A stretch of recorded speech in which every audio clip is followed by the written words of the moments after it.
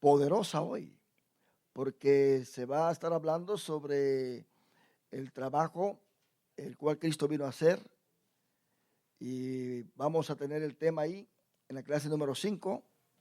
Vamos todos a repetirlo: un ministerio de sanidad y liberación. Una vez más, un ministerio de sanidad y liberación. Y la clase va a estar ahí en San Marcos capítulo 1, y vamos a estar, hermanos, analizando este pasaje para que nosotros entendamos en sí el trabajo que Cristo vino a hacer, a quien esperaban como el Mesías, pero no lo aceptaron debido a que se comportó como un siervo y no como un rey. Pero él tenía que venir a cumplir las profecías. Está Isaías 53, que se debía de cumplir en él. Tenía que sufrir, él tenía que ser un siervo sufriente y luego regresar hasta que Dios ponga sus enemigos debajo de sus pies. Eso está en el Salmo 110, el salmo que nos da a nosotros esta palabra profética de todo lo que sucedió en la vida de Jesucristo durante su ministerio. Ahora, yo quiero decirles a ustedes que Cristo vino a cumplir la ley en dos formas: en obedecerla, cumplir con todos sus mandamientos, y proféticamente también. O sea, de lo que se dijo de él, él lo tenía que cumplir. Así que el cuidado que él tenía que tener era bastante extremo. No era solamente de vivir la vida a ver qué me sucede. Nosotros nos levantamos muchas veces, ¿verdad? A ver qué nos sucede este día. A ver qué puedo hacer. No, Jesús ya tenía su agenda. Él ya tenía su agenda. Para cada día tenía su agenda. Él sabía cuándo tenía que ir a orar, a qué horas tenía que viajar para cierto lugar, a quién tendría que encontrar en su camino. En cierta ocasión él dijo: es necesario que pase por Samaria. ¿Se da cuenta? Y no lo entendían. Porque él, como Dios, se podía anticipar, estando en su humanidad, a lo que venía después. Él conocía lo que había en el corazón del hombre, de tal manera que nadie lo podía engañar. Nosotros vemos acá en San Juan algo, hermano, que nos puede dar luz de lo que estamos diciendo. A ver si encuentro este pasaje acá. Pero la Biblia es muy clara, ahí en San Juan capítulo 2, versículos 24 y 25. Nota bien quién era Jesús. A Jesús hay que conocerlo, hermano. Alguien lo toma como un profeta nada más. Ahora, ¿qué es un profeta? Un profeta es uno que revela lo que Dios le dice o le muestra, ¿verdad? No es alguien que conozca en sí lo que hay en el corazón del hombre automáticamente. Dios se lo tiene que revelar. Pero Jesús es Dios. Él no tenía que esperar una manifestación para saber qué había en el corazón del hombre. Él es Dios. San Juan 2, 24 y 25, mire lo que dice: pero Jesús mismo no se fiaba de ellos, porque conocía a todos. No había nadie que se le escapara. A todos los conocía. Y no tenía necesidad de que nadie le diese testimonio del hombre, pues él sabía lo que había en el hombre. Entonces, cuando el joven rico se le acercó: maestro bueno, ¿qué debo de hacer para heredar la vida eterna? Él no le aceptó esa alabanza de bueno. Él dijo: ¿por qué me amáis bueno? Porque él sabía lo que había en su corazón. ¿Cree usted que Dios no sabe lo que hay en nuestro corazón ahora mismo? Él sabe muy bien si hemos venido con gozo y alegría a la iglesia, o quizá venimos por alguna otra razón, o quizá veníamos renegando en el camino. Y yo no sé por qué es domingo ahora. Yo que hubiera querido que fuera sábado, ¿verdad? Y pensando en los quehaceres de la casa. Yo voy a la iglesia porque ni modo, pero yo en la casa tengo mucho que hacer, me hubiera quedado hoy. Ya Dios oyó eso. Si alguien habló así, le tiene que pedir perdón a Dios para que Dios le reciba su alabanza y su adoración en este culto. porque Dios, hermano, quiere que todo lo hagamos de corazón, ¿verdad que sí? De corazón. Ahora, hermano, saber lo que hay en el hombre, usted no piense usted que es fácil. No es fácil. Muchas veces uno no quisiera saber lo que se dice de uno, lo que piensa alguien de uno, porque lo expresa o la forma en que lo manifiesta a través de sus hechos. Es un castigo saber. Imagínense que en este momento yo estuviera aquí y que supiera lo que hay en el corazón de cada uno de ustedes. Yo estuviera castigado en este momento.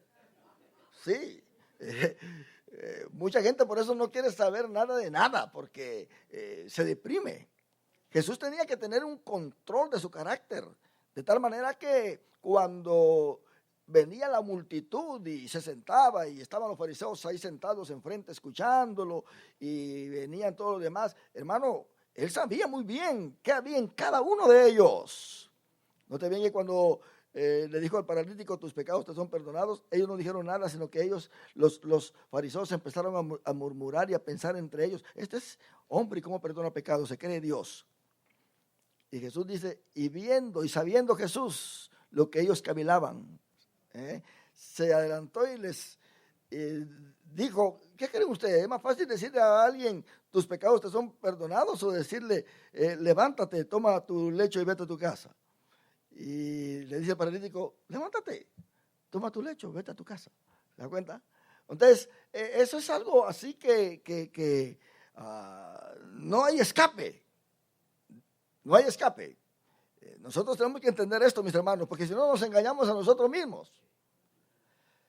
Ahora, este es un privilegio que Dios le da también a la iglesia, de saber, porque en la iglesia hay dones. Está el don de discernimiento de espíritu, donde el Espíritu Santo que está en usted, de un momento a otro le va a revelar algo que es oculto. Y usted no va a vivir engañado, ni engañada. Usted va a vivir sabiendo lo que pasa, pero Dios le va a fortalecer su carácter, de tal manera que no va a tener un espíritu de venganza, un espíritu de este me cae mal, antes me caía bien, ahora me cae mal porque me dijo esto de mí. Eso no es así, no trabaja de esa manera. Si Dios a usted le revela algo, es porque Dios sabe que usted lo va a aguantar. El problema es cuando ese algo se sabe a través de un chismoso. Porque el diablo sabe que usted no va a aguantar y motiva a una persona para que le traiga la noticia, para que usted ya no quiera alabar a Dios con libertad, ya no quiera trabajar en la iglesia, ya no quiera servir a Dios. Entonces, si un chismoso viene, no es el Espíritu Santo, ¿verdad? Estoy hablando del don de discernimiento de espíritu, hermano. Juan dice que conozcamos los espíritus, si son de Dios o no son de Dios. Tenemos que saberlo nosotros, hermano. Pero Dios capacita. No a todos Dios le va a decir, mira, ¿quién no te quiere? ¿Verdad? Sin embargo, Jesús dijo, gozaos y alegraos cuando se hable mal de vosotros.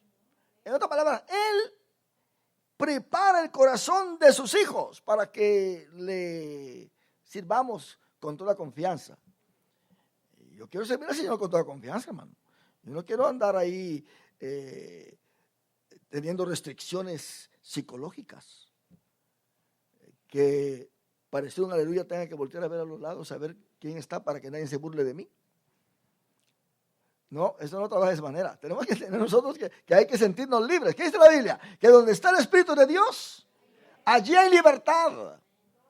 El Espíritu Santo no anda encarcelando a nadie, hermano. ¿Y por qué no alaba? Porque siento del Espíritu no hacerlo. ¿Cómo es eso? El Espíritu Santo no va a prohibir a nadie que alabe al Señor.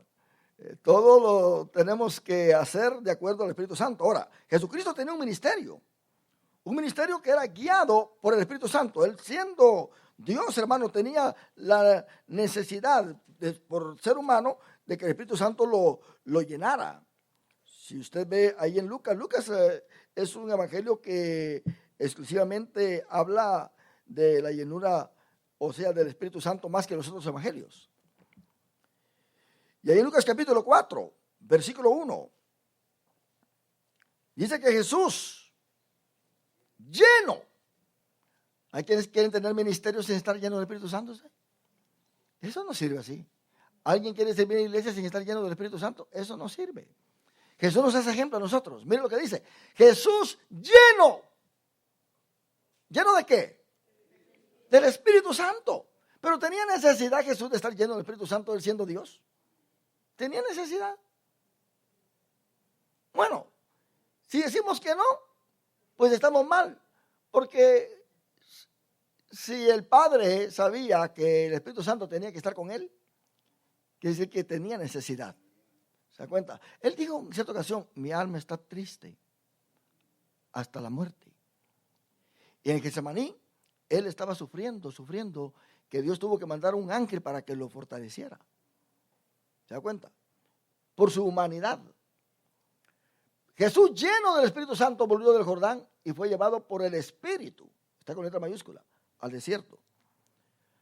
Las tentaciones de Jesús no implica que fue el diablo el que lo agarró y se lo llevó a estos lugares, que lo subió arriba del pináculo del templo. No. El diablo solamente lo tentaba, pero el Espíritu Santo permitió que Jesús fuera tentado, porque él tenía que vencer. Él tenía que vencer primeramente al diablo para luego empezar su ministerio. ¿Qué dice el versículo 14 del capítulo 4 de ahí de Lucas? Después que se fue allá al desierto a ayunar y a orar por 40 días, Jesús volvió en el poder del Espíritu a Galilea. Él volvió con poder, hermano. Y ahora no había nada que lo podía detener. En cierta ocasión él dijo, no se ha llegado mi hora, ¿verdad? Mi hora no se ha llegado. Y vemos ahí que él vuelve con el poder del Espíritu, está con letra mayúscula, a Galilea. Y se difundió su fama por toda la tierra de alrededor. ¿Cuál es el poder que ahora el hombre está usando para tener fama, para ser conocido en toda la tierra? ¿Cuál es el poder? El poder de la tecnología. ¿Se da cuenta? Eso es lo que está usando.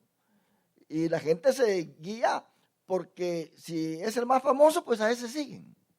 No, ese es el más famoso, ustedes no se imaginan que aparece aquí, aparece allá. Entonces es el más famoso. Entonces la gente lo sigue. Pero Jesús no usó ninguna tecnología. En primer lugar, porque no había. Pero usó lo que produce la tecnología. Usó el poder. ¿Se da cuenta? Él dice acá que volvió con el poder del Espíritu a Galilea. Eso es lo que nosotros necesitamos.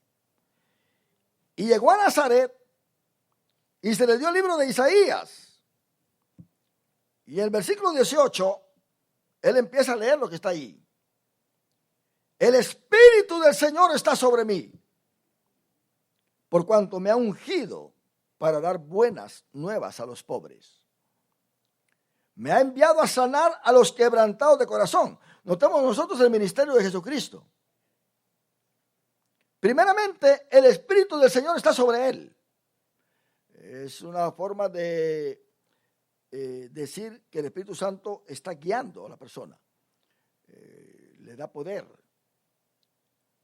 Cuando hay una distinción al decir el Espíritu Santo está en mí y decir el Espíritu Santo está sobre mí y decir el Espíritu Santo está conmigo. Jesús le dijo a los apóstoles, el Espíritu Santo, el cual ahora está con vosotros, estará en vosotros. No te bien que no le dice estará sobre vosotros, estará en vosotros. Quiere decir va a estar adentro.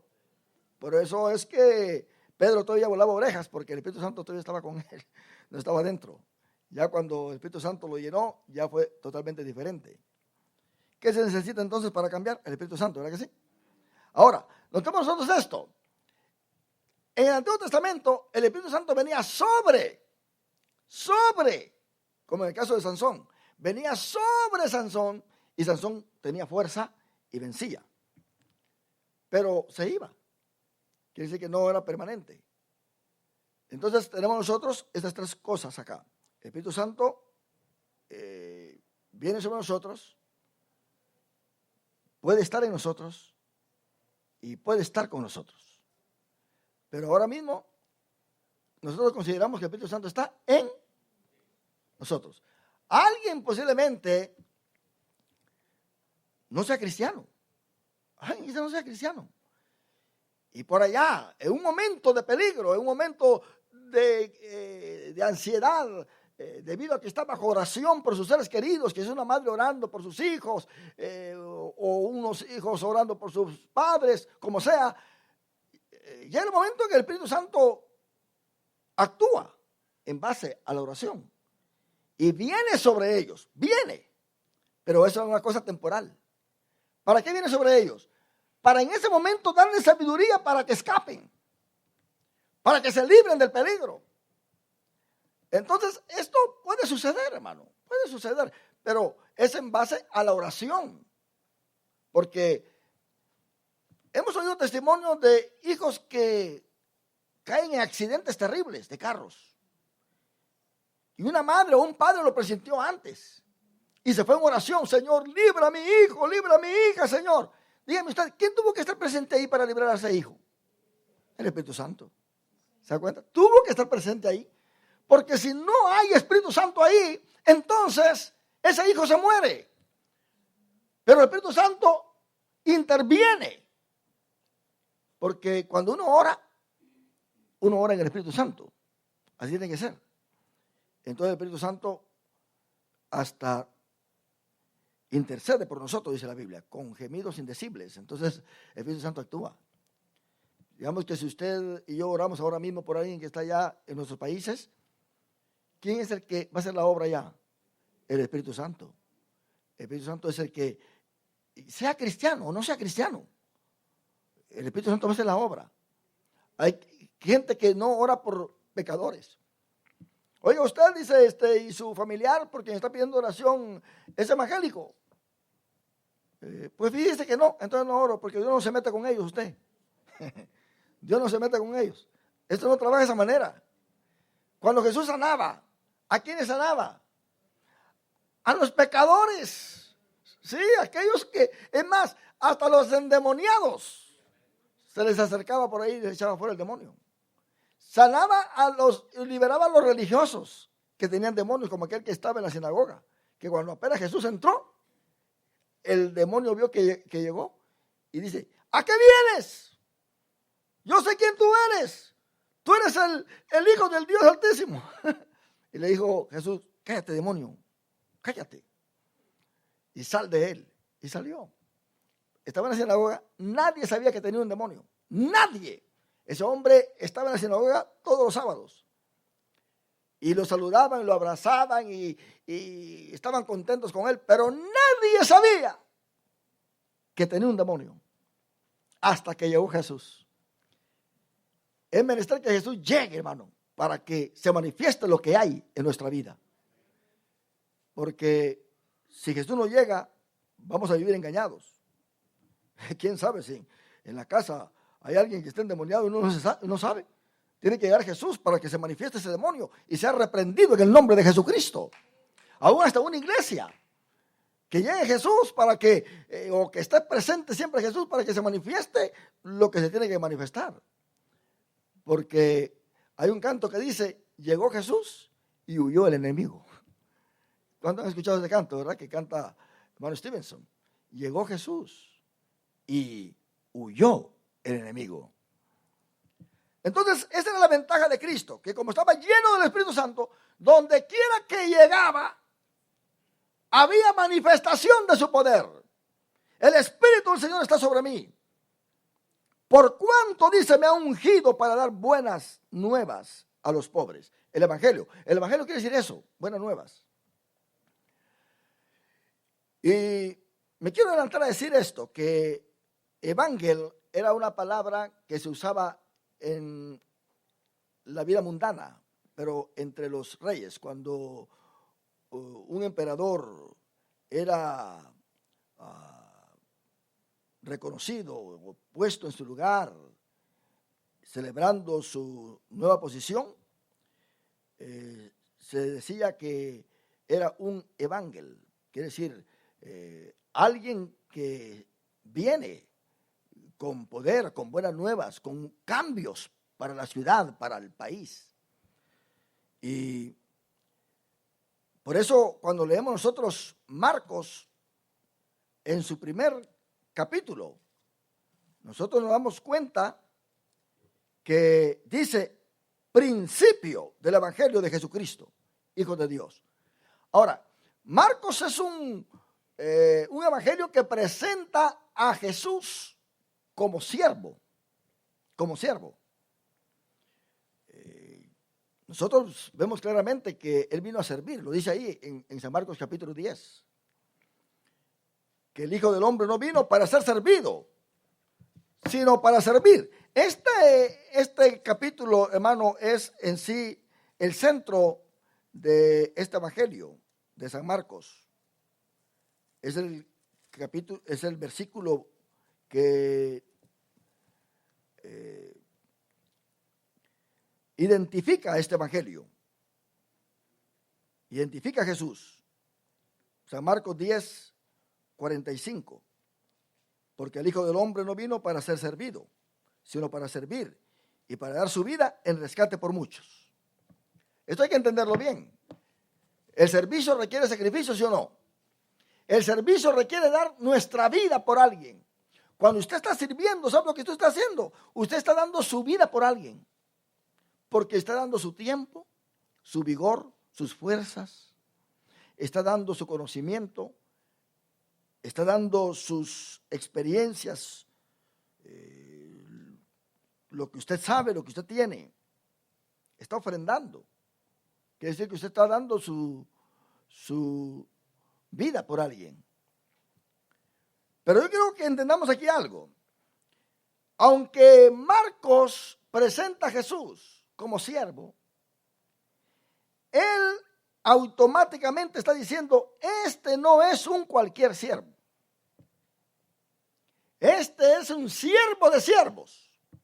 Usted sabe que ahí está la expresión Señor de señores, ¿verdad? ¿Qué entiende usted por Señor de señores? ¿Qué entiende? Que está sobre todos los señores. Entonces, pero si les digo a ustedes que Jesús era siervo de siervos, ¿qué quiere decir? Que está o es mejor que cualquier otro siervo. ¿Se da cuenta? Así que la expresión siervo de siervos no es algo diminutivo, es algo que lo engrandece. ¿Se da cuenta? Porque servir, hermanos, es aún un don que el Espíritu Santo le da a la iglesia en Romanos capítulo 12. Dice que el que tiene el don de servir, que sirva. Ese es un don. No todos tienen ese don. Si usted le da deseo de, aunque nadie se lo mande, ir acá y barrer y ayudar allá y arreglar aquí sin que nadie le diga nada, es un don ese. Porque el que no tiene el don, se lo tienen que decir. ¿Verdad? Hermano, recoge ese papel, por favor. Ahí va a recogerlo. Pero si tiene el don de servir, no está esperando que nadie se lo diga. Va y lo recoge y limpia y hace. Es un don. Que viene una actividad, algo, está presente siempre, sirviendo. Ese es un don de parte del Señor. Sirve al necesitado también. Es un don. Eso es. Y Jesucristo era siervo de siervos. ¿De dónde viene esa expresión, siervo de siervos? De Noé. De Noé. Vamos a llegar ahí, pero yo quiero decirles algo. Aquí Marcos está presentando a Jesús como el siervo de siervos. Note bien que en este tiempo Judea, toda Judea estaba bajo el imperio romano. Y Jesucristo lo dijo, si viene alguien y te obliga a llevar la carga 1 milla, llévala 2 millas.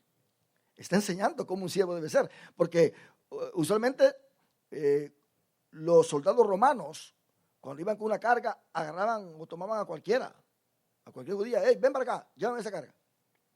Así como hicieron cuando Jesús llevaba la cruz, ¿verdad? Que obligaron a alguien a que llevara la cruz, que ayudara a Jesús. Y le dice Jesús a sus discípulos, si viene el soldado romano y les dice, llévame esta carga 1 milla, llévala 2 millas. ¿Qué quiere decir con eso? Que lo haga con voluntad. Es todo. Que lo haga con voluntad. El que hace las cosas con voluntad, hermano, es como los chinos. Cuando están pintando. Los chinos no pintan cantando un canto solemne, porque si no tardan mucho para pintar. Ellos cantan y terminan rápido. ¿Verdad? Porque si alguien, una dama de casa, está lavando los trastos cantando, dime cómo, ese plato va a tardar como 1 hora para que lo termine de lavar. Pero si está, agarra un plato, agarra el otro y termina rápido. Usted ve a aquellos que están en competencia en las canoas, ¿verdad? Imagínense, ellos van pero gritando al unísono.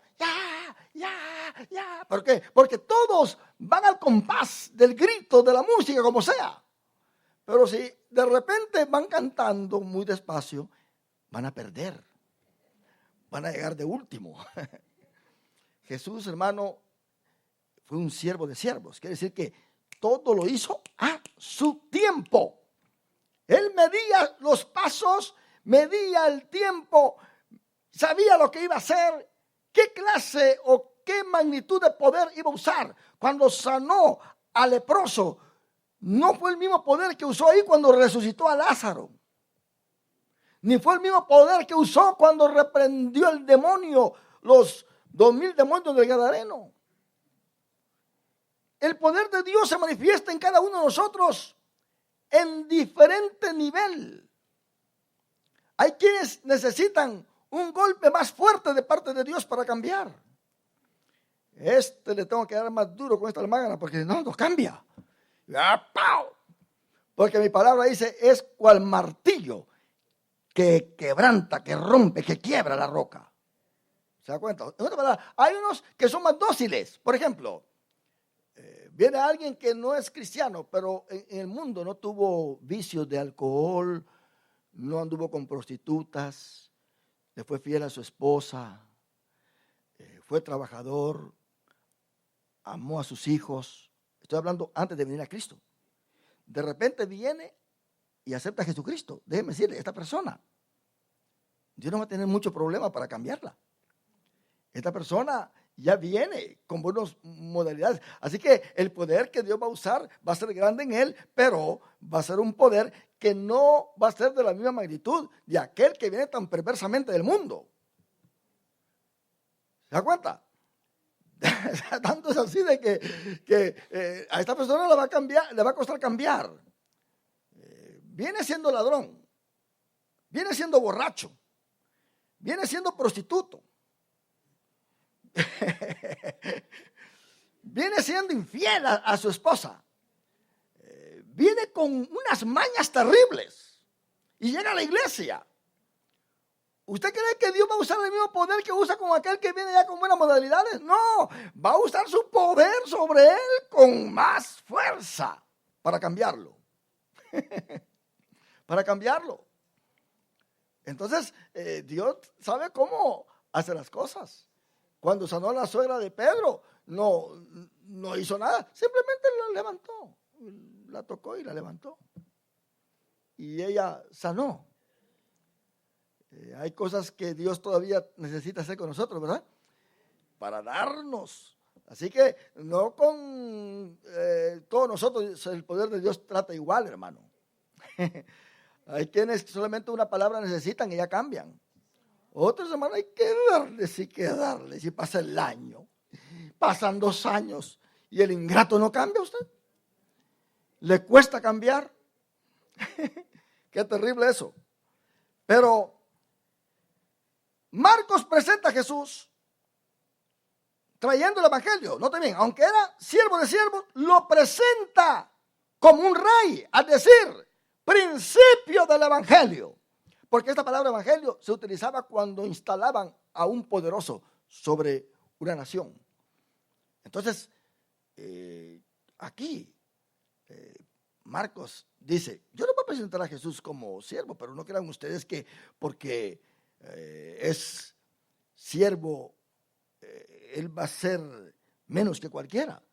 Este es un siervo porque viene a servir, viene a beneficiar a la humanidad, viene a dar su vida por nosotros, viene a traer un cambio, viene a regenerar. Ese es el siervo de siervos. Ahora, si nos vamos nosotros allá a Génesis, capítulo 9, nosotros vamos a entender esta palabra, siervo de siervos. Versículo 24, 27, notamos nosotros que Cam pecó porque descubrió la desnudez de su padre. Pero Noé maldijo a su hijo, al hijo de Cam. Porque si maldecía a Cam, ¿sobre quién iba a caer la maldición? Sobre él. ¿Se da cuenta? Pero si maldecía a su nieto, ¿sobre quién iba a caer la maldición? Sobre su hijo. Esto es muy importante. Por eso el que honra al hijo, honra al padre. El que tiene al hijo, tiene al padre. ¿Se da cuenta? Por eso Jesús dijo al hijo Felipe, tanto tiempo que yo he estado con vosotros y no sabéis que yo soy en mi padre y el padre es en mí. Hay una conexión intrínseca. Y despertó Noé, dice el versículo 24, de su embriaguez y supo lo que había hecho su hijo más joven. Y dijo, maldito sea Canaán. Y miren lo que le dice, siervo de siervos será sus hermanos. La tecnología, las empresas, todo eso viene de Cam. Así que iba a servir. Hoy en día Cam está sirviendo a la humanidad con la tecnología. De ahí se originó todo este servicio. Dijo más, bendito por Jehová, mi Dios sea Sem, y sea Canaán su siervo. Quiere decir que Israel se va a ocupar de la tecnología para llevar a cabo todo lo que tenga que llevar a cabo. De Israel, o sea, de Sem, o sea, los semitas son los israelitas. Cuando alguien se dice, oh, él es un antisemita, quiere decir, es uno que no ama a los israelitas, está en contra de los israelitas, porque vienen de Sem. Y dijo más, bendito por Jehová, mi Dios sea Sem, y sea Canaán su siervo. De Sem viene la religión, ¿ok? Y luego dice, engrandezca Dios a Jafet. De Jafet viene la filosofía, de ahí vienen los griegos, de ahí vienen los españoles. Nosotros somos jafetitas. Los de África son camitas. Los de Israel son semitas. ¿Se dan cuenta? Son tres formas en que Dios bendice a la humanidad. Son tres divisiones. Pensemos nosotros. Cam en nosotros es representado por nuestro cuerpo. Porque ¿quién es el que hace todo? ¿Verdad? El que crea es el cuerpo. Ahí está Cam, presente. Sem está presente en nuestro espíritu que adora a Dios, que bendice a Dios, lo religioso. Y Jafet está presente en lo filosófico, en nuestra mente, en nuestra forma de pensar. Así que nosotros, hermanos, podemos pensar porque tenemos mente. Podemos adorar a Dios porque tenemos espíritu. Y podemos crear porque tenemos cuerpo. Entonces, cuando nosotros analizamos esto, hay tres capacidades en nosotros. Está la capacidad de crear, la capacidad de pensar y la capacidad de adorar. ¿Se da cuenta? Estas son las tres capacidades que hay en el mundo. Por eso están los camitas, lo que es la tecnología. En otras palabras, podemos decir la ciencia. Está Sem, lo que es la religión. Y está Jafet, lo que es la filosofía. Dígame usted si hay algo más. ¿Hay algo más? Religión, ciencia y tecnología. ¿Hay algo más que esto? No lo hay. Estas son las tres cosas que hay en el mundo. Debido a lo que esto está desbalanceado, el mundo está, mi amado hermano, decadente y está como algo fenómeno. No hay una integridad, porque hay mucha tecnología, pero no hay religión. Hay mucha filosofía, pero no hay combinación con la religión. Cuando se combina la tecnología con la filosofía, ¿qué aparece? La ciencia. ¿Se da cuenta? Y cuando se combina la religión con la filosofía, ¿qué es lo que aparece? La teología. ¿Se da cuenta? Viene la teología. Pues ahora pues está lo objetivo y está lo subjetivo. Ese es el mundo en que nosotros vivimos. Entonces, Cristo mismo, hermano, ahí en Lucas, vámonos a Lucas, creció en estas tres áreas. Ahí en Lucas capítulo 2.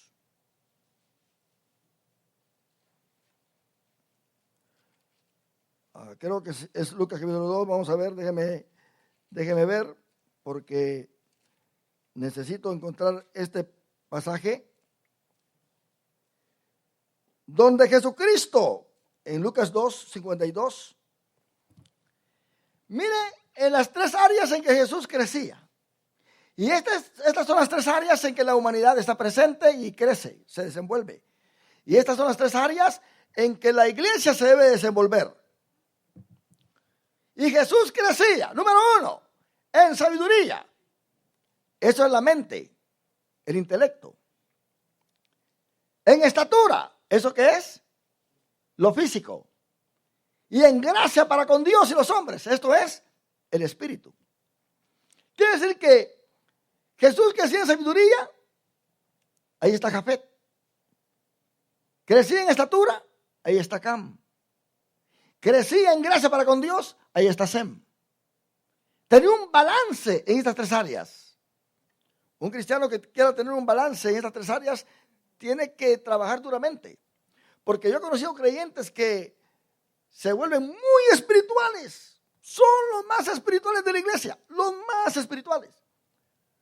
Pero lo que es el cuidado de su cuerpo, el cuidado de su casa, el cuidado de sus hijos, están decadentes porque no tienen tiempo, no barren la casa, no limpian los baños, los trastos sucios todo el tiempo, no le cocinan al marido.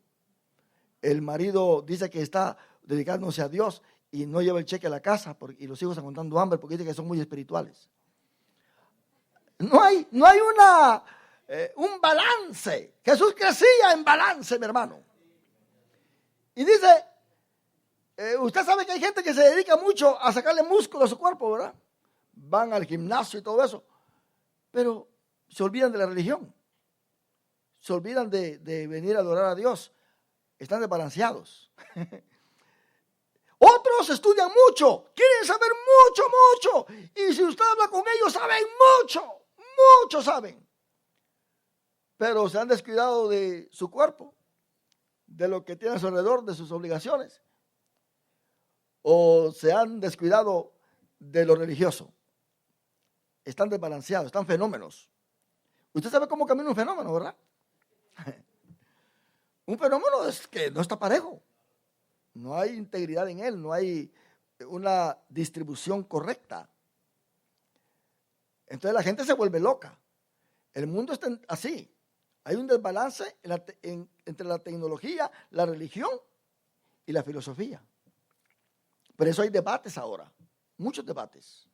La gente se pelea, la gente quiere tener el primer lugar en una de estas áreas. Si usted ve un debate, se va a dar cuenta que es un debate religioso. Quieren tener el primer lugar en lo religioso. Ve otro debate con respecto a la filosofía. O si no, pues usted va o ve en algún sitio esas competencias de a ver quién levanta la pesa más pesada. No hay compatibilidad en estas tres áreas. Jesucristo, como siervo de siervos, vino a llenar y a restaurar todo esto para que todo esto estuviera conectado como estaba antes. Porque Adán perdió todo esto, mi hermano, cuando pecó. Adán tenía la vida espiritual, la vida física y la vida intelectual. Cuando él pecó, dígame usted, ¿cuál de estas tres vidas perdió? En el momento, la vida espiritual. Se desconectó con Dios. ¿Y qué hizo Adán? Se escondió. Porque la persona que ya pierde su vida espiritual, lo que hace es esconderse. No quiere nada con Dios. Y llegó Dios y dijo, Adán, ¿dónde estás? Adán, yo les hago una pregunta a ustedes. ¿A qué Adán buscaba Dios? A ver, hermana, ¿a qué Adán buscaba Dios? Yo les hago una pregunta sobre esta. ¿Sabía Dios dónde estaban Adán y Eva escondidos? Sabía que estaba allá. Pero él no andaba buscando ese Adán. Él andaba buscando al Adán que él creó. Adán, ¿dónde estás? ¿Dónde? ¿Se da cuenta? Ese es el Adán que él creó, que andaba buscando. Él no andaba buscando ese Adán ni lo quería. No servía ya ese Adán. O usted va a apreciar algo que no sirve. Es como cuando cuando se casan los esposos y de repente se da cuenta que el hombre cada día se va poniendo más chueco. Que en vez de ir mejorando, no arregla nada en la casa, no hace nada, no quiere trabajar, no quiere y lo otro, y que un perezoso. Y ya no lo estima como al principio, porque al principio era su héroe, era su Sansón, era su Superman, ¿verdad? ¿Ahora quién es? Entonces ya no se siente bien la mujer. Dios miraba a Adán así, y decía, bueno, este Adán, ¿qué pasa? Este Adán lo tengo que redimir ahora, porque así no sirve. Ahora está al revés. Adán, ¿dónde estás? Y Adán sale, queriéndose mostrar como estaba al principio. Pero Dios le dice, Adán, ¿qué has hecho? Esa se llama la orientación noutética. Una pregunta que hace que el hombre se analice a sí mismo y se responda a sí mismo. ¿Qué has hecho? Hermano, cuando a uno le hacen una pregunta así, eso lo hace temblar a uno. Ahora si Dios mismo bajara y dice, ¿qué has hecho? ¿Qué excusa le podemos dar a Dios? Mas sin embargo, el hombre le presentó excusas. ¿Qué excusa nosotros le daríamos a Dios? Oyes, sinforoso, ¿qué has hecho? ¿Qué le vamos a contestar a Dios? Pues no sé. Siempre, ¿verdad? No sé. No, que eso que tú pusiste ahí me estorbó, que por qué lo pusiste, que tú sabes. No, a Dios no se puede señalar, hermano. Nuestro Dios es santo, es poderoso, ¿verdad que sí? Es poderoso. Yo estoy diciendo esto, hermano, para que entendamos que el trabajo que Jesús tuvo en su ministerio no fue un trabajo fácil. El propósito de él tener la iglesia en esta tierra es para que la iglesia trabaje en estas tres áreas. Él realmente no le estaba prohibiendo a Marta que dejara de estar trabajando en la cocina. Lo que le prohibió a Marta fue su carácter. Su carácter. Porque quería estorbar. Quería darle prioridad a algo de menor prioridad sobre lo otro. María, ¿por qué no me ayudas? Jesús, manda a mi hermana que me ayude.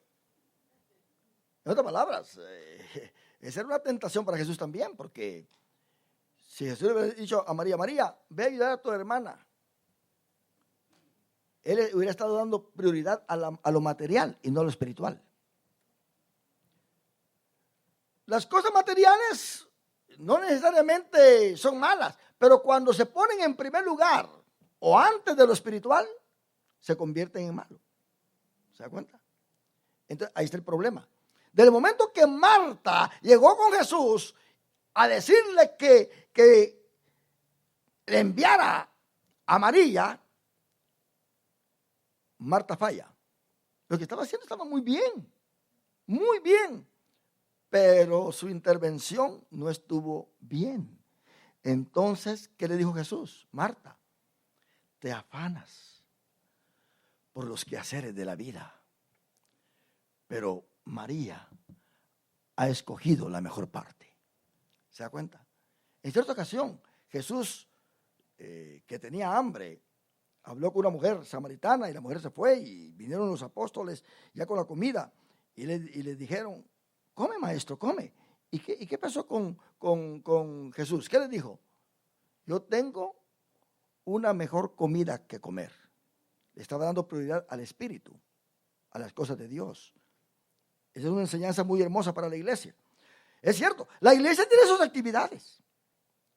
La iglesia tiene sus fiestas sociales. No es pecado hacerlo. Pero cuando ya se le da prioridad de parte de alguien en la iglesia, de parte de una familia o de parte de toda la congregación, como sea, a esas cosas que tienen que ver con la sociabilidad nada más, entonces ahí se peca. Porque usted quizá se ha dado cuenta de personas que trabajan en la iglesia, son buenas para trabajar, son buenas para hacer cosas. Las hermanas son buenas para cocinar. Los hermanos son buenos para ayudar en cosas, ¿verdad? En algunas iglesias. Pero se olvidan de lo espiritual y piensan que porque están haciendo lo material se van a ir al cielo y que están haciendo lo mejor. Se vuelven unas Martas, ¿se da cuenta? Que no quieren salir de la cocina, no quieren venir a los pies de Jesucristo a escucharle. ¿No te ven el resultado de estas dos mujeres? María nunca le vino a decir a Jesús que su hermano hería, que su hermano tiene 4 días, a reclamarle cosas. Pero Marta sí. Y Marta dudó. Y Jesús la tuvo que exhortar y le dijo, Marta, ¿no te he dicho que si creyeres verás la gloria de Dios? Esto no se lo dijo a María, porque María tomó tiempo para estar a los pies de Jesús. Y el que escucha a Jesús, su fe crece y cree todo lo que Jesús dice. Pero Marta no fue así. Marta se ocupó de lo material. Entonces, cuando en una iglesia se ocupa alguien solamente en lo material y en lo físico, en las actividades, y se olvida del culto de oración, se olvida de sentarse a escuchar palabra del Señor, se olvida de estar evangelizando, y no dice, yo tengo mi ministerio en la iglesia, yo soy uno que hago esto y esto y esto, yo no evangelizo usted, yo solamente arreglo las bancas, punto. Eso no sirve. No hay balance. Note bien que ahí está solamente Cam, ¿verdad que sí? Solo Cam está trabajando en la iglesia, pero Sem está dormido. Y posiblemente está Jafet con mucha filosofía, con mucho saber.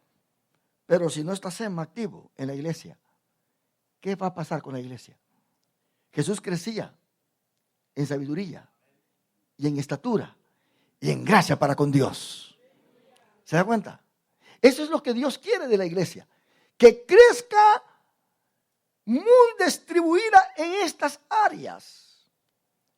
Para que nosotros entendamos muy bien que el trabajo en el Señor, hermano, tiene que hacerse con el poder del Espíritu Santo. Y el Espíritu Santo es ordenado. Si usted ve a Pablo hablando a los corintios, cómo deben de hacer sus cultos, cómo deben de celebrar la Santa Cena, cómo deben de hablar hasta en lenguas, cómo deben de distribuir su tiempo. El apóstol Pablo tiene todas estas cosas acá. Y Marcos, hermanos, está hablando de que es el principio del evangelio. Es un siervo, pero no es un siervo cualquiera, es uno que también es rey. Por eso él dice, me ha ungido para dar buenas nuevas a los pobres, me ha enviado a sanar a los quebrantados de corazón. Noten bien que aquí el énfasis o la prioridad del del ministerio de Cristo es lo espiritual, es lo subjetivo. Porque ¿qué sirve que no esté sano, hermano, y está loco? Yo he visto mucha gente bien sana, pero está loca. ¿Usted no ha visto gente así? Bien sana y bien loca usted. Con mucha esquizofrenia. Para todo anda viendo ahí. Ay, se me apareció. Hay un monstruo usted. Con pesadillas. Se levanta gritando todas las noches. Y lo tienen que sujetar porque está viendo al diablo. Hermano, el que ve esas cosas es porque tiene que orar un poquito más. Tiene que llenarse del Espíritu Santo para que el Espíritu Santo lo proteja. Porque ciertamente, hermano, esas cosas existen. No crea usted que son mitologías. El diablo es real y viene a querer intervenir.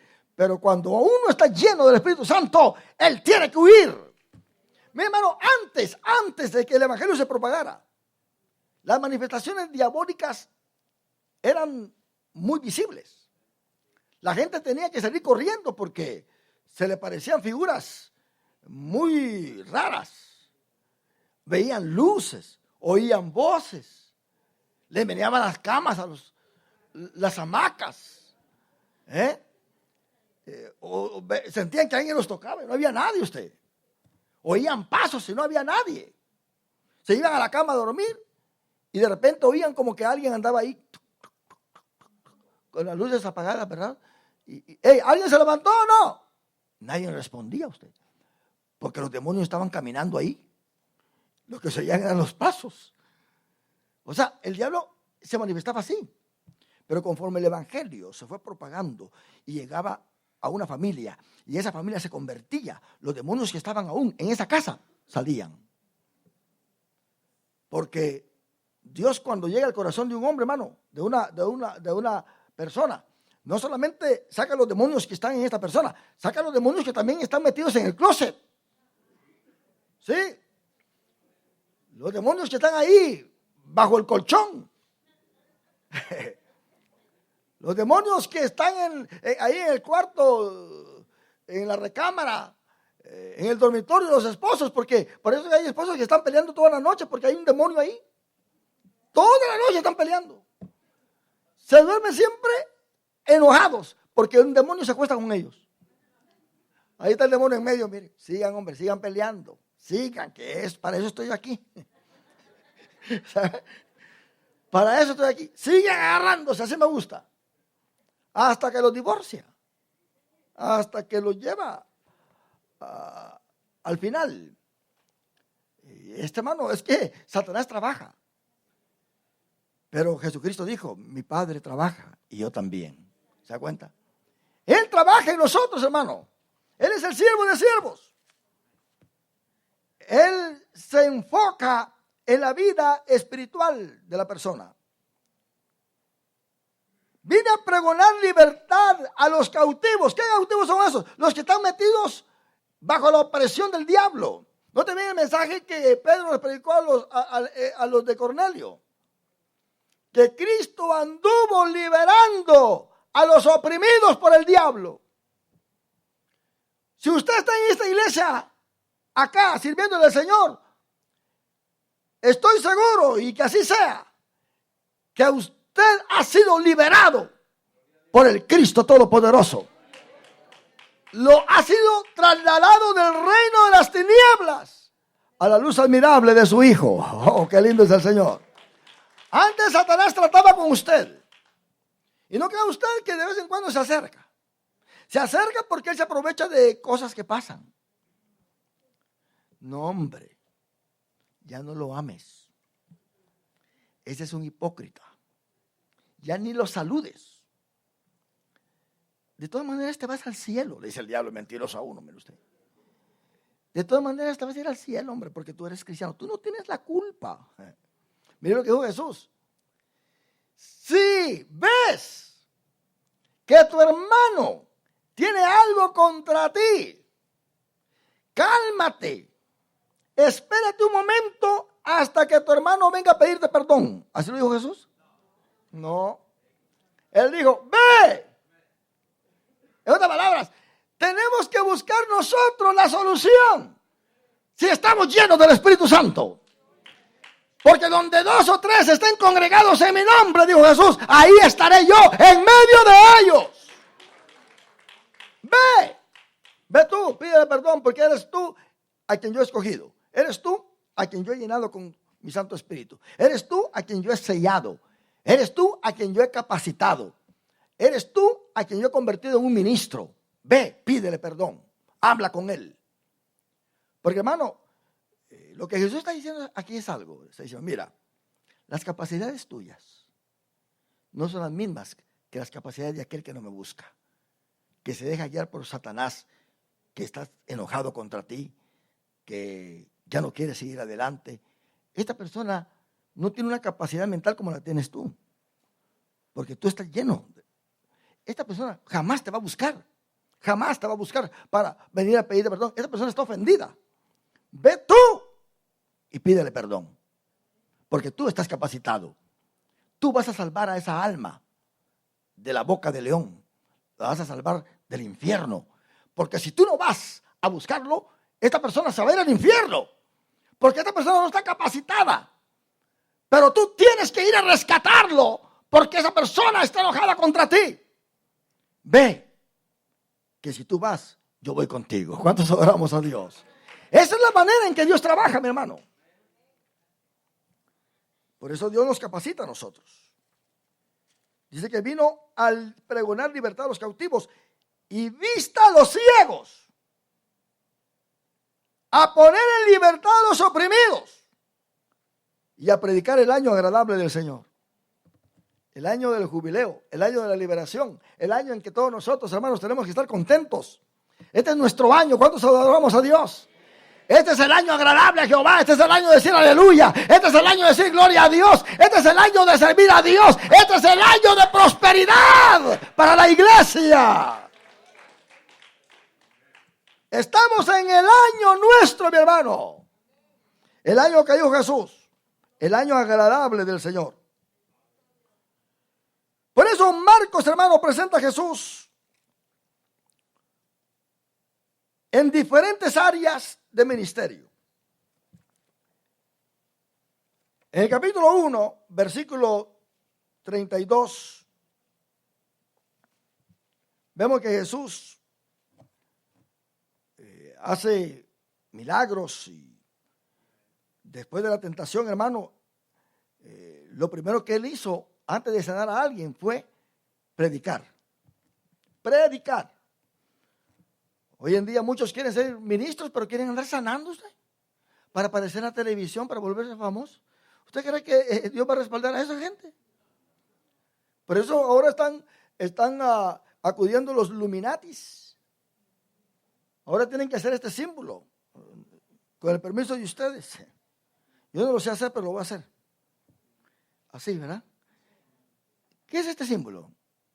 Es el símbolo de Illuminatis. Usted ve a estos predicadores, ¡poder! Y hacen así, mire. Estos son los cuernos del diablo, usted. Mire, hacen así. ¿Cuándo Jesús va a andar haciendo eso usted?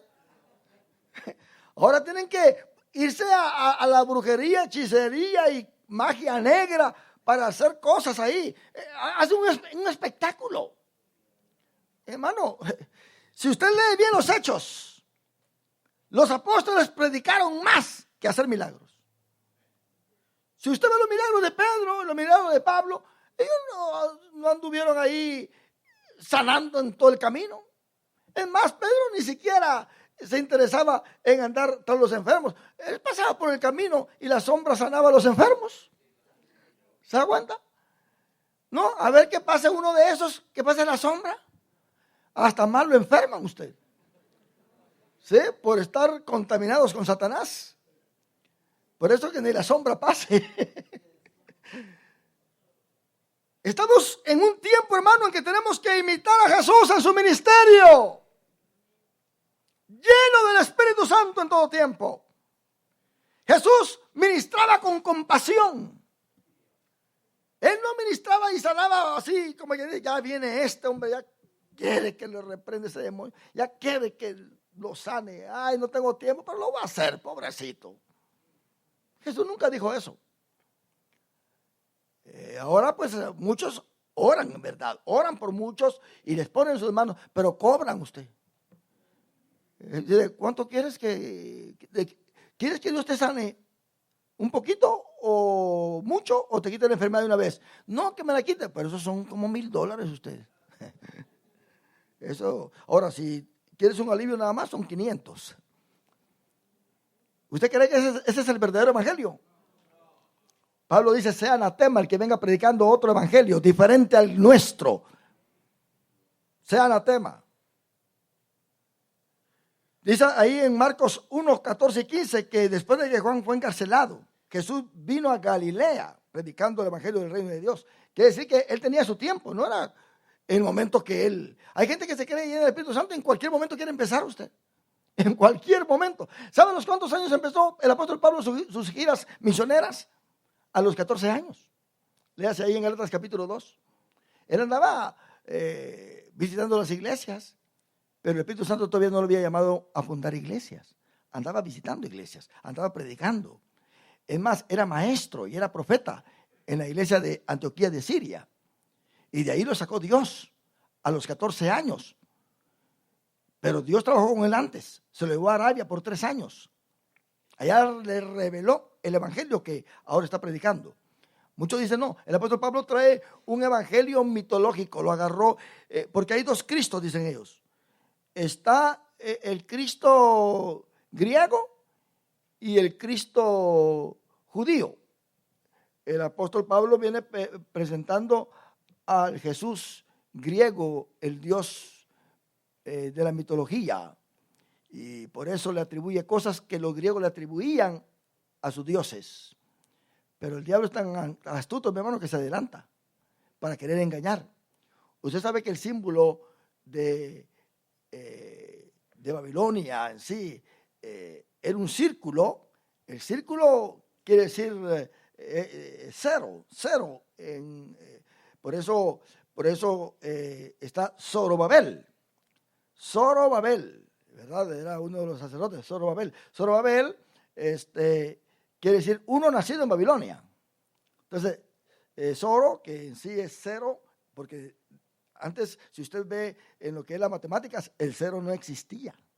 Después se puso, porque se dieron cuenta que del 0 al 1 era una unidad de todas maneras, no del 1 al 2, ¿verdad? Porque si se contaba del 1 al 2, pues ya eran 2. Y luego se dieron cuenta de que del 0 al 1 existía el 1, existía algo ahí. Entonces, quiere decir nacimiento. Usted ve un círculo, el signo babilónico, un círculo, y ahí eso quiere decir nacimiento. Es el 0, el Zoro, nacimiento. Y luego usted ve un ojo. Ese es el Dios principal. Porque en sí, Babilonia creía en la Trinidad. Por eso nosotros nos acusan de que nosotros tenemos una religión babilónica porque creemos en la Trinidad. Los judíos nos acusan de que nosotros somos politeístas porque creemos en 3 dioses, dicen ellos. Pero luego está la paloma, que simboliza el espíritu. ¿Se da cuenta? El espíritu.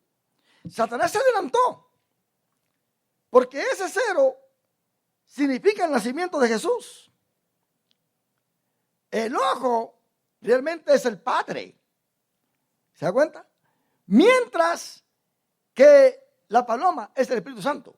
¿Y qué dice la Biblia? Que cuando Jesús fue bautizado, vino sobre él el Espíritu Santo en forma de ¿qué? De una paloma. Así que Satanás se adelanta. Se adelantó con Tamuz. Tamuz nace sin ser engendrado. Tamuz viene a ser el Dios que adoraban los israelitas, juntamente con Semiramis, la reina del cielo. Así que Semiramis era la madre y Tamuz era el hijo. De ahí viene la adoración de madre e hijo. Y vino a Grecia, y de Grecia pasó a Roma, y ahora Roma pues le cambió el nombre. Ahora es María y Jesús. Pero por eso esa es una adoración de madre e hijo. En la India también hacen lo mismo. La adoración de madre y Jesús. Entonces, hermano, hay una confusión tremenda en lo que se quiere presentar en el Evangelio. Pero ese no es el verdadero Evangelio.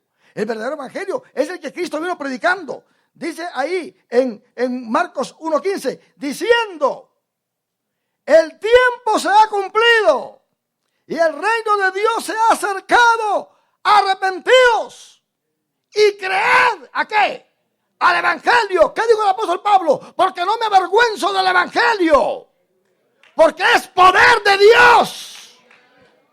El Evangelio que se predica ahora no tiene poder, hermano. Por eso hay vidas que no cambian, porque se está predicando un Evangelio sin poder, un Evangelio filosófico, un Evangelio de fiestas y de actividades, pero que no hay espiritualidad. Esto mismo se lo dio Dios a Israel, hermano, en 3 símbolos. He hablado de Cam, he hablado de Sem, he hablado de Jafet, he hablado de el intelecto, del cuerpo, del espíritu, ¿verdad que sí? He hablado de la tecnología, he hablado de la religión, he hablado de la filosofía, pero Israel tenía 3 símbolos. El símbolo religioso de Israel es la higuera. Note bien que cuando Adán quedó desnudo juntamente con Eva, se cubrieron con hojas de higuera. El hombre hoy en día, debido a su desnudez espiritual, se está cubriendo con la religión. Quiere amortiguar su conciencia, vistiéndose de religiosidad. No hay, hoy en día, hermano, el mundo entero se ríe de la religión. Hay programas de radio, televisión, donde hablan de la religión como cualquier basura. Se burlan, porque el Evangelio ha perdido su poder sobre esta gente. Por eso nosotros como cristianos tenemos que velar para que el Evangelio que nosotros tenemos no pierda su poder. La iglesia verdadera de Jesucristo tiene el verdadero evangelio. Por eso es verdadera iglesia. Porque predica la palabra con el poder del Espíritu Santo. Creed en el evangelio. Y el evangelio es todo lo que leemos ahí en las cartas paulinas, mi hermano. En la doctrina de la iglesia, ese es el evangelio. Pero Jesucristo combinó su predicación con milagros. Porque Israel, hermanos, se acostumbró a ver milagros. Mientras que los griegos se acostumbraron a creer por medio de explicaciones de la sabiduría humana, la filosofía. Pablo lo dice ahí en 1 Corintios, se va a dar cuenta de lo que dice acá. Versículo 18. Porque la palabra de la cruz es locura a los que se pierden, pero a los que se salvan, esto es a nosotros, es poder de Dios. ¿Se da cuenta? ¿Cuál es la palabra de la cruz? Es el evangelio. Pues está escrito, destruiré la sabiduría de los sabios y desecharé el entendimiento de los entendidos. ¿Dónde está el sabio? ¿Dónde está el escriba? ¿Dónde está el disputador de este siglo? ¿No ha enloquecido Dios la sabiduría del mundo? El mundo está loco, hermano. ¿Hablan ustedes de Cristo? Da la media vuelta y se van. En los programas esos shows que presentan para hablar sobre la vida social, sobre lo que está pasando, ¿verdad?, en las comunidades, lo que acepta ya Estados Unidos, lo que no acepta conforme a sus leyes. Invitan a un predicador, invitan a un pastor, a un ministro. Ellos saben a quién invitan. Y primero lo prueban, porque usted cree que esos shows que aparecen en la televisión son así de primera que va a aparecer. No, primero lo invitan, hacen el ensayo, y si ven que el que invitaron es una contradicción al objetivo de su programa, no lo aceptan, invitan a otro. Esa gente es astuta. Y si aceptan a alguien en esos programas, no le permiten llevar Biblia, no le permiten citar textos bíblicos, quieren escuchar su propia opinión solamente. Hermano, esta gente ha sacado a Dios de todas sus cosas, sus asuntos. Dice acá, el versículo 21, pues ya que la sabiduría de Dios, el mundo no conoció a Dios, mediante la sabiduría agradó a Dios salvar a los creyentes por la locura de la predicación. Porque los judíos, oiga bien, a esto quiero llegar, los judíos ¿qué piden? Piden señales, pero Jesús tenía que ser señales. Es más, hasta le pedían más señales. Veían señales y todavía dicen, oh, tú eres el Mesías, a ver, pruébanos con señales. Le pedían más señales. El ser humano siempre va a estar insatisfecho. Y los griegos, dice, buscan ¿qué? Sabiduría. Pero nosotros predicamos a Cristo crucificado. Para los judíos ciertamente tropezadero y para los gentiles locura. Nosotros, quiere decir la iglesia. Les hablé de Cam, ¿verdad que sí? Les hablé de Sem y de Jafet. Pero aquí hay tres divisiones. Las tres divisiones que el apóstol Pablo también hace ahí en 1 Corintios capítulo 10, versículo 32. Oiga bien, hay tres divisiones. La iglesia es parte también de esas tres divisiones. Porque la iglesia representa la vida espiritual. No seáis tropiezo ni a judíos, son los semitas, ¿verdad que sí?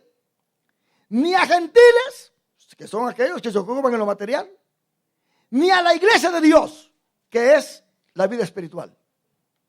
Ok, ustedes saben muy bien, la humanidad está dividida, aún religiosamente está dividida en tres pueblos. Entonces la higuera representa la vida religiosa. La vid representa la vida política y nacional de Israel. Por eso Jesucristo dijo, yo soy la vid. Dice uno de los salmos, hiciste venir una vid de Egipto. ¿Se da cuenta? Quiere decir que es la vida nacional, es la vida política de Israel. Pero luego está el olivo. El olivo representa la vida espiritual. Y la vida espiritual es la que se produce a través del Espíritu Santo en la iglesia. Y tenemos nosotros aquí esto, que Romanos capítulo 11 habla de que nosotros somos injertados, pero no en la higuera. ¿Se da cuenta? Somos injertados, pero no en la vid. Somos injertados ¿dónde? En el buen olivo. Porque si la raíz es santa, también somos nosotros santos. Quiere decir que venimos de una descendencia, hermano, espiritual nosotros, a través de Cristo Jesús. Porque está hablando de Abraham, que en Abraham serán benditas todas las naciones de la tierra. Y los que son de fe, esos son hijos de Abraham. Nosotros hemos sido injertados en esas promesas de salvación. Así que hay tres símbolos. Por eso Jesús le dijo a Natanael, he ahí, digo de Natanael, un verdadero israelita. ¿Y por qué? ¿De dónde me conoces? Oh, yo te vi cuando estaba sentado bajo la higuera. Lo relacionó con la higuera. Si Jesús dijo, he ahí, un verdadero israelita, es porque Natanael estaba pegado a la vida religiosa de Israel. ¿Se da cuenta? Aún el joven rico estaba pegado. Dice la Biblia que cuando Jesús le preguntó y le dijo, dime los mandamientos, se los dijo. Y dijo, todo esto lo he cumplido desde mi juventud. Y dice la Biblia, y Jesús lo amó. ¿Se da cuenta? Pero dijo, una cosa te falta. Le tocó la vida espiritual. Estás conectado ahí con la higuera, pero yo te quiero conectar con el olivo. ¿Cuántos adoramos a Dios? Mucha gente está conectada con la higuera. Hoy en día, hermano, hasta usan el kipá, el manto judío y la bandera judía. Nosotros somos Israel. Nosotros hemos aprendido a amar al pueblo de Dios. Pero ese es el pueblo de Dios. El texto que leímos en 1 Corintios 10:32 dice que no seáis tropiezos a judíos, a gentiles, ni a la iglesia de Dios.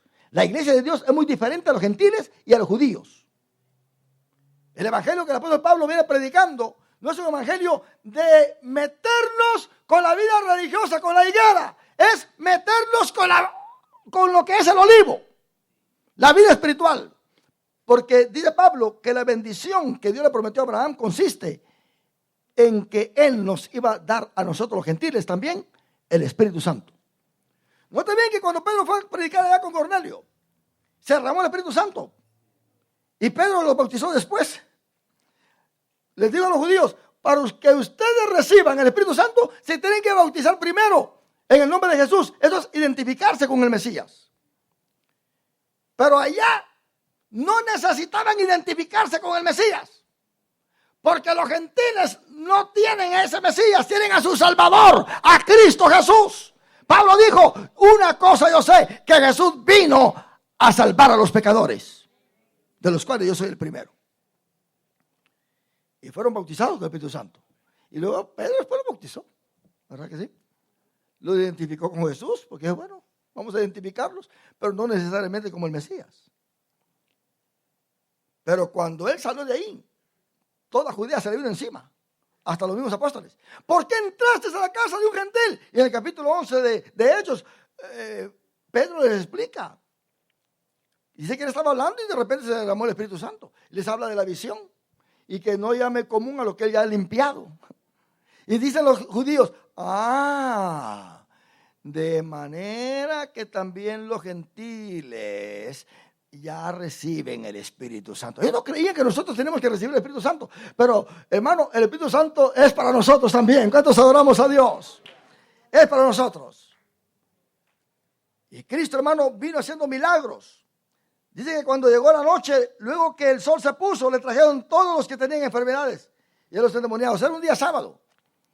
Y como el día termina a las 6 de la tarde, a las 6 de la tarde, a partir de las 6 de la tarde, el día sábado, empieza el domingo. Porque el día judío se cuenta de 6 a 6. Así que el día sábado no querían traerle a Jesús los enfermos. Pero Jesús, hermano, cuando un día sábado llegaba a cierto lugar y miraba por ahí a uno que descendía de Abraham, lo sanaba. Sanó a la mujer encorvada en día sábado. Al hombre de la mano seca. ¿Verdad que sí? Y Jesús hizo milagros en el día sábado. Pero oiga bien, pero la gente respetaba el día sábado y no quería traerle a los enfermos a Jesús en el día sábado. Pero eso dice, cuando llegó la noche, ya cuando pasó las 6 de la tarde, ahora pues ya estaban en el día domingo y ya podían ser libres para traer los enfermos. Y toda la ciudad se agolpó a la puerta. Quiere decir que la gente andaba siguiendo a Jesús, pero sucede como hoy en día, que si no le dan un quintal de arroz a alguien, no viene a la iglesia. Yo voy a una iglesia donde dan comida, dice. Andan buscando la comida. ¿Qué dijo Jesús? Trabajar no por la comida que perece. Porque cuando Jesús alimentó a los 5,000, todos lo andaban siguiendo. Y le dijo Jesús, como él conocía los corazones de ellos, ¿verdad? Ustedes me siguen porque les di pan para comer. Pero coman el verdadero pan. Ahora les toca la vida espiritual. Y no, le dijeron, Moisés nos dio pan por 40 años, hizo descender pan del cielo. Ahora también hazlo tú, si tú eres el hijo de Dios, hazlo. Si lo haces, vamos a creer. Ya se habían comido todo el pan usted, que hasta sobraron 12 cestas y todavía querían más pan. Hay gente que va a la iglesia solamente por lo material, hermano. Yo voy a la iglesia porque no quiero perder mi trabajo. Yo voy a la iglesia porque ahí hay buenos programas. Yo voy a la iglesia porque ahí van mis amigos. Yo voy a la iglesia porque ahí le gusta ir a mi hijo. Si a mi hijo no le gustara, yo fuera a la otra. Yo voy a la iglesia porque si me salgo, entonces toda mi familia se pierde. Mi esposo puede caer, mi esposa puede caer. ¿Será ese el motivo principal para venir a la iglesia? ¿A qué venimos a la iglesia? A adorar a Dios. Si sabemos que Dios está aquí, mire, si yo como pastor supiera que Dios no estuviera aquí, yo fuera el primero que me salgo. Yo sería el primero que me voy. Me voy. Pero cuando yo sé que Dios está con nosotros, siento fortaleza para seguir adelante.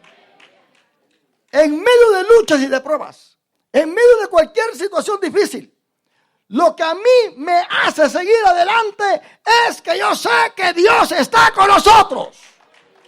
Punto. Porque si Dios es por nosotros, ¿quién contra nosotros? Mira lo que le trajeron a Jesús. Muchos que tenían enfermedades y también le trajeron endemoniados. Y toda la ciudad se agolpó a la puerta y sanó a muchos que estaban enfermos. Por eso dice, sanó a muchos, no sanó a todos. A muchos que estaban enfermos de diversas enfermedades. Y echó fuera muchos demonios y no dejaba hablar a los demonios porque le conocían. Esos demonios, hermano, por eso, hermano, usted cuando se sienta bien con una persona, háblele correctamente, háblele con honestidad, con sinceridad. Hermano, Dios te bendiga, Dios te guarde, te amo en el Señor.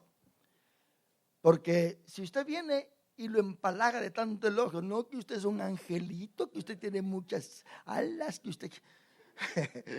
Oiga, la gente que muchas veces habla así es la que después va a dar el porrazo, como dicen. Usted sea honesto, usted no anda ahí halagando ni enmielando a muchos. Usted salude, que cuando usted da la mano y le diga a su hermano, Dios te bendiga, su hermano va a sentir el poder de Dios. Sí, no quiere usted que los halagos. Hay gente que canta un canto especial y de repente dice, ya no quiero cantar. Nadie me dijo que canté bien. Mire usted que tal. Nadie me dijo que canté bien, nadie se acercó. Ni mi familia me dijo qué bonito cantaste. Y se decepciona usted. Hermano, cuando usted pasa a cantar acá, olvídese que si Dios le recibe su alabanza, eso es más que suficiente. Asegurémonos de que Dios recibe nuestra alabanza. Y ahí que los demás nos vengan a felicitar. Hermano, si no es para eso que venimos. Nosotros hacemos las cosas para Dios porque Dios se merece la honra y la gloria. Y luego dice el versículo 35, levantándose muy de mañana, siendo aún muy oscuro, salió y se fue a un lugar desierto y ahí oraba. Él tenía su agenda, mi hermano.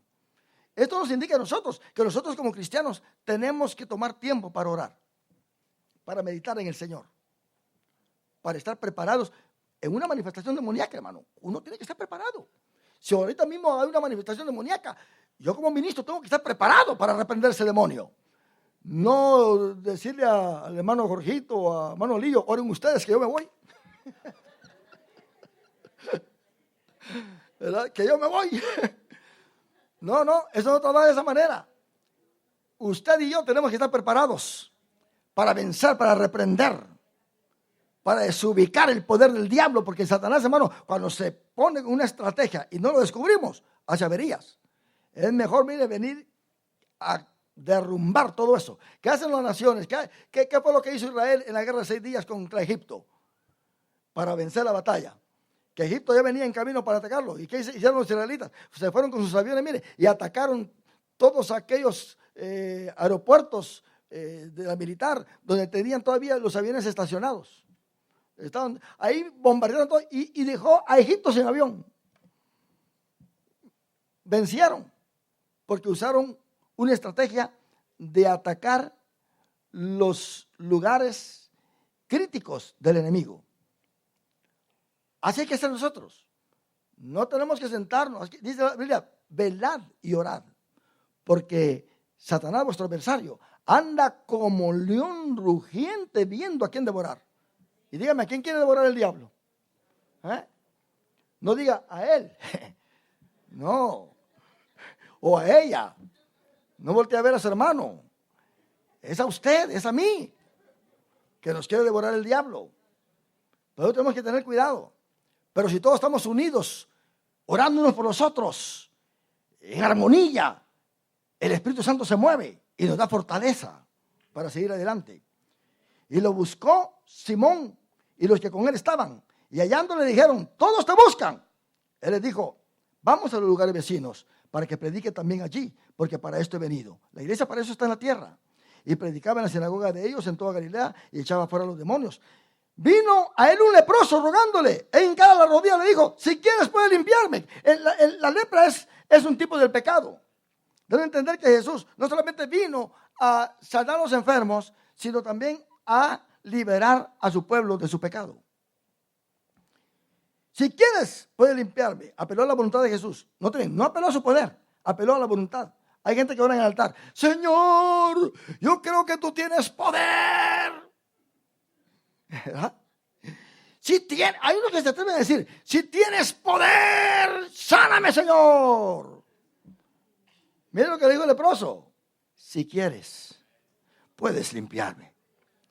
Todos nosotros dependemos de la voluntad de Dios. Aún Jesucristo dependió de la voluntad de su Padre. Si quieres que pase esta copa de mí, pero que no se haga mi voluntad, sino la tuya. ¿Se da cuenta? No queremos forzar a Dios a que por ley sane usted. Señor, si no me das el trabajo para la próxima semana, me voy de la iglesia. Ya no voy a predicar. Una vez fuimos a la radio y predicó un hermano, su nombre es Víctor,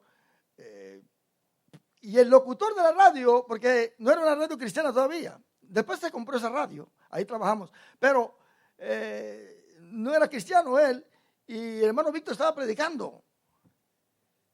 Y el que estaba ahí, del locutor, se estaba riendo, se estaba burlando. Y el hermano Víctor pues salió bien enojado.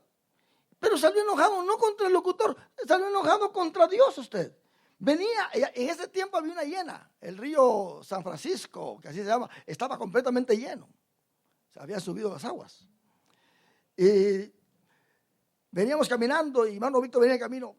No, que ya no voy a predicar, que Dios no me respalda, que Dios no me da gracia. Ahí estaban burlando porque no mandó un rayo y lo quemó. O sea que venía enojado, hermano Víctor. Y nosotros, hermano Víctor, no sea así, hombre, no sea así. Dios siempre respalda su palabra. El diablo se manifiesta cuando usted predica. No, que predica, pero bien enojado. Y buscamos un lugar un poco más bajo para cruzar el río. Y encontramos un lugar que el agua nos llegaba como acá a la cintura usted. Y íbamos pasando. Y de repente vino algo que le levantó la mano al hermano Víctor. Y lo agarró así, mire, como trompo. Y le dio vuelta así, mire. Así. Y nosotros no sabíamos qué hacer. Él estaba dando vuelta con la mano levantada, pero pensábamos que a alguien lo tenía agarrado. Y así se veía. Y lo sacudió. Y luego le dio una zambullida. ¡Ya! Lo sacó otra vez. Y bueno, Víctor, todo tonto. Y la Biblia, él llevaba su Biblia. Y nosotros estábamos buscando la Biblia. Y la Biblia estaba flotando. Cuando la agarramos, estaba completamente seca. Cuando salimos al otro lado, hermano Víctor fue exhortado por los que íbamos ahí. ¿Se da cuenta? Usted enojó a Dios y Dios le dio una buena sacudida. Y dice, hermano Víctor, yo me quiero reconciliar con Dios. Y cayó de rodillas usted. Cayó de rodillas. Y fue remedio al mal. Porque, hermano, usted y yo trabajamos para Dios. Dios no tiene la culpa de que nos traten mal. Dios no tiene la culpa de que alguien nos señale. Dios no tiene la culpa de que alguien nos critique. Eso va a venir por añadidura también. Pero no nos vengamos a enojar contra Dios. Dios es el mismo de ayer, hoy y por todos los siglos. Él es inmutable. Nuestro Dios no cambia. A Él le servimos. Punto. Si no, ¿cómo vamos a forjar nuestro carácter, hermano? Dígame usted. Dios no quiere creyentes empedernidos, temblorosos, que estén temblando ante cualquier situación adversa. Él quiere cristianos fuertes. Por eso nos ha dado dominio propio, ¿verdad que sí? Dice Pablo a Timoteo, porque no nos ha dado Dios espíritu de cobardía, sino de poder, de amor y de dominio propio. Y este leproso vino y Cristo lo limpió, hermano. Lo limpió.